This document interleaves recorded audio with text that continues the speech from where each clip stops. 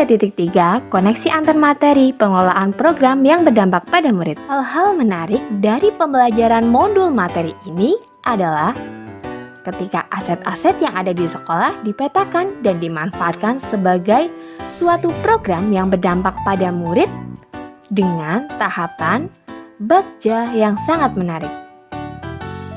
Karena dengan asset-based thinking akan mempermudah untuk mencari sumber daya atau aset yang ada di sekolah yang dimanfaatkan menjadi suatu program.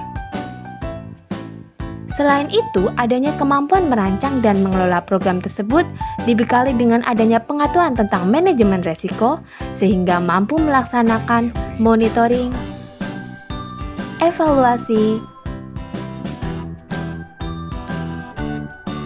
learning, dan reporting program yang sudah direncanakan atau yang disebut MELR.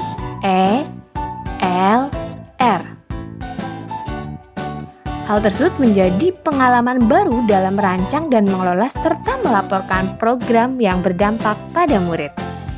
Benang merah keterkaitan antar materi yaitu ketika menyusun sebuah program, guru menggunakan pendekatan merdeka belajar yang berpihak pada murid karena melihat setiap potensi yang ada pada murid yang merupakan kekuatan yang ada pada diri mereka masing-masing. Kekuatan tersebut akan digunakan sebagai aset yang akan dikembangkan melalui tahapan bagja dan pelaporan dengan MELRN serta manajemen risiko.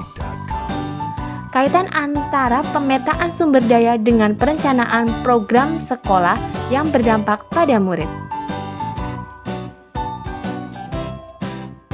Program dirancang dengan melakukan pemetaan 7 aset yang ada di sekolah terlebih dahulu. Tentunya, dalam pemetaan aset tersebut juga melihat setiap potensi yang ada pada murid.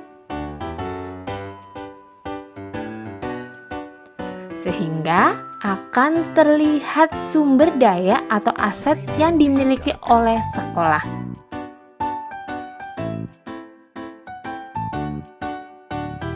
Aset tersebut dipilih yang paling urgen untuk ditangani menjadi suatu program yang berdampak pada murid. Dengan melakukan pemetaan sumber daya tersebut, akan tercipta suatu program yang berdampak pada murid. Materi dalam modul lain atau paket modul lain yang berhubungan dengan materi dalam modul 3.3 ini yaitu